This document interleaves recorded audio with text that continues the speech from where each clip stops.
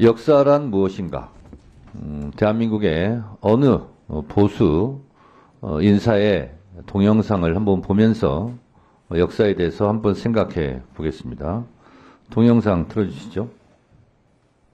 거구라는 표현은 사실은 여기서 적당하지 않고 미친이라고 하는 게 정확할 겁니다. 아니, 거구라고 해가지고 부정선거 음모론을 믿습니까? 그것은 거구와는 차원이 다른 더 저질의 정신상태입니다. 내란 우두머리는 사형 아니면 무기징역입니다. 최고 통치자에게는 최고형을 내려야 다시는 이런 일이 일어나지 않을 것입니다. 필리핀이나 남미에서 쿠데타가 잦았던 이유는 반란군 수괴들을 엄벌하지 않았기 때문입니다. 보수가 살려면은 윤석열의 씨를 말려야 한다는 이야기가 됩니다. 윤석열이 뿌린 악의 씨를 말려야 된다는 이야기입니다. 뭐냐? 윤석열의 폭주를 막지 못한 웰빙 토호당 국민의 힘을 심알려야 합니다. 이런 내란 사태가 다시 일어나지 않게 하기 위해서는 윤석열의 씨를 말려야 한다. 국민의힘의 씨를 말려야 한다 하는 조갑재 씨의 주장입니다. 저는 동영상에 나온 조갑재 씨의 말을 다 동의하지는 않습니다만 한 번쯤은 생각해 보게 하는 발언입니다. 노벨 문학상 수상자 한강 작가는 노벨상을 수상하면서 과거가 현재를 도울 수 있을까? 죽은 자가 산 자를 구할 수 있을까? 라고 해안 있는 발언을 했습니다. 오늘의 대한민국 비상계엄을 막은 것, 그래서 내란의 불길을 잡은 것, 이것은 죽은 자가 산 자를 구한 것이다 라고 생각합니다. 그 이유를 말씀드리겠습니다.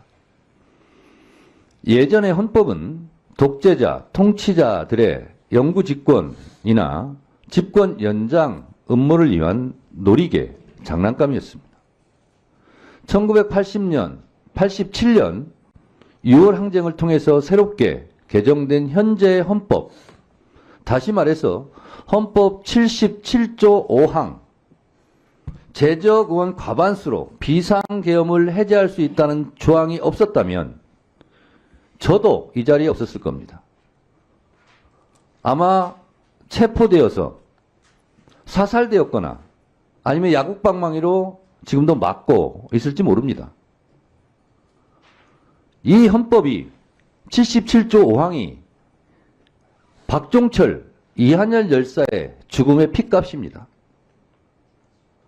다시는 독재자, 통치자들이 헌법을 가지고 놀 수 없도록 비상계엄을 선포하면 즉시 국회에서 해제할 수 있는 그 권능을 헌법 77조 5항에 넣어놨기 때문에 오늘 그래도 불안한 평화가 이루어지고 있는 겁니다.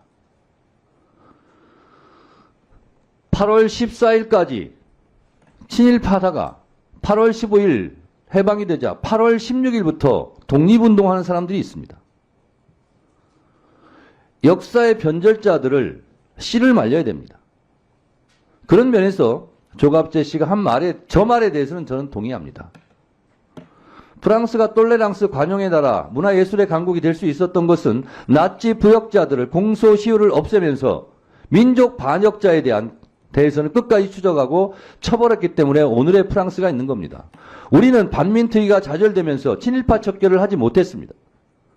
또한 독재자, 내란 수괴들에 대해서 처벌을 제대로 하지 못하고 어줍지 않은 화해라는 이름으로 몇 년 살지도 않은 사람을 사면하고 용서했기 때문에 이런 비상계엄 내란이 다시 일어났다고 저는 생각합니다. 죽은 자가 오늘의 산자를 헌법 77조 5항으로 구했습니다. 저는 내란 수괴 윤석열 씨는 사형에 처하고 절대로 사면해주면 안 된다고 생각합니다. 조국을 위해 너는 어디서 무엇을 했느냐? 일제치하 때 너는 독립운동 편이었어? 친일파였어? 4.19 때 너는 어느 편이었어? 80년 5월 광주 때 너는 어느 편이었어? 87년 6월 항쟁 때 너는 전두환 편이었어? 아니면 호언철폐 독재 타도 대통령 직선제를 외치는 시민들의 편이었어? 라는 물음은 2024년 12월 3일 서울의 밤 때도 똑같이 적용됩니다. 지금도 내란 속에 윤석열을 옹호하고 비호하고 내란에 동조하는 이런 행위는 일제 때 친일파가 하는 행위랑 똑같습니다. 1980년 5월 광주에서 전두환을 옹호하고 비호했던 그런 매국의 무리들과 똑같습니다. 그것이 옛날에만, 과거에만 그랬느냐? 그렇지 않습니다. 지금도 똑똑히 벌어지고 있습니다. 앞에 계신 기관장 여러분들은 누구 편입니까? 일본 편입니까? 독립운동 편입니까? 독재자 편입니까? 민주주의자 편입니까? 윤석열 편입니까? 아니면 윤석열을 처벌하자고 하는 사람들 편입니까?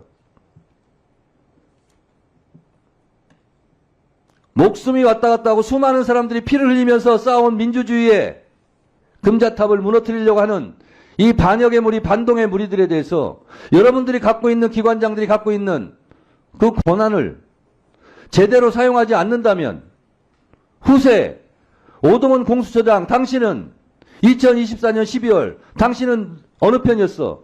라는 질문을 받을 겁니다. 똑바로 해주시기 바랍니다. 공수처장은 공수처장대로, 국방부 장관 직무대행은 직무대행대로, 법원행정처 처장은 법원행정처 처장대로, 법무부 차관은 차관대로, 헌법재판소 사무처장은 처장대로 역사 앞에 부끄럽지 않는 그러한 공무원들이 되시기 바랍니다. 자, 여러분들은 지금까지 이런 뉴스들을 보게 되면 어떤 생각이 드셨나요? 제가 항상 여러분들께 뉴스만 평소에 잘 챙겨보셔도 돈이 된다, 돈을 벌 수 있다라고 말씀을 드렸는데요. 그 이유가 뭐냐 하면 제가 지난 11월 초에 여러분들께 뭐라고 말씀드렸죠? 지금은 로봇 사업에 관심을 가져야 한다면서 뉴스만 보고 그냥 넘기지 마시고 투자 쪽으로 생각을 한번 해보셔야 한다라고 말씀을 드렸습니다. 그리고 나서 이런 썸네일들, 뉴스를 통해서 많이 보셨을 텐데요. 이런 로봇 산업이 이슈가 됐을 때 부자들은 어떻게 생각할까요? 로봇 관련주는 뭐가 있는지, 어떤 종목이 가장 유망하고 나에게 돈을 벌어다 줄 수 있는지를 생각한다고 말씀을 드렸죠. 그 이유가 뭐냐면 부자들이 봤을 때는 이슈가 곧 돈으로 이어지고 그 이슈가 나에게 돈을 벌어준다는 경험적 확신이 있기 때문에 부자들은 항상 이런 사회적 이슈를 관심 있게 챙겨본다고 말씀을 드렸습니다. 그래서 실제로 제가 지난번에 시청자분들과 함께하는 주식으로 수익 내기 이벤트를 진행했었는데요.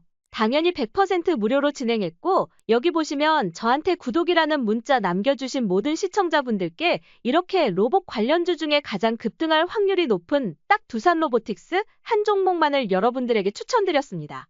그러면서 여기 나와 있는 대로 정확히 얼마에 사야 하는지 그리고 어느 정도 올랐을 때 팔아야 하는지 이런 부분들까지 여러분들에게 정확히 알려드렸었는데 자, 지금 실제로 어떻게 되었죠?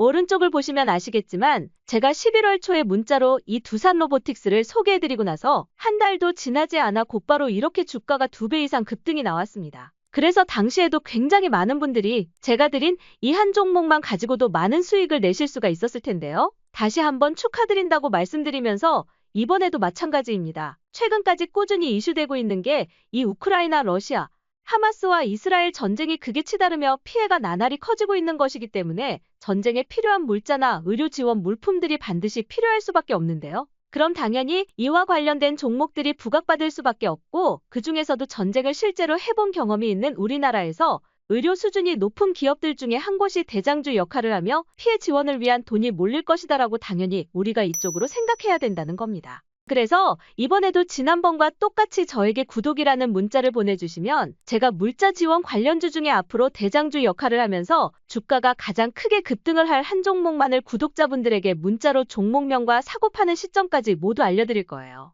그래서 여러분들이 주식으로 돈 버는 연습을 한번 해보시라 이렇게 말씀드리면서 지금 이 영상을 보시는 시청자분들 중에 나도 이번 종목이 좀 궁금하다 하시는 분들은 누구나 상관없이 그리고 어느 시간대나 관계없이 부담 갖지 마시고 이렇게 상단에 제 번호를 항상 남겨놓고 있습니다. 제 번호 010-5906-2484번으로 저에게 지난번처럼 구독이라고 문자 보내주시면 제가 이번에도 똑같이 무료 추천 급등주 문자를 답장으로 딱 한 종목만 보내드릴 거예요. 이해되시죠? 그래서 제 번호 010-5906-2484번으로 구독이라고 문자 보내주시면 여러분들이 직접 뉴스를 통해서 돈 버는 연습을 해보실 수가 있는 거고, 제가 돈을 받는 것도 아니고 투자를 대신해드리는 것도 아니기 때문에 부담 없이 신청해주시면 되는 겁니다. 그리고 수익이 크게 나면 저는 다른 것은 바라지 않습니다. 제 채널에 구독과 좋아요 한 번씩만 눌러주시면 감사하겠습니다.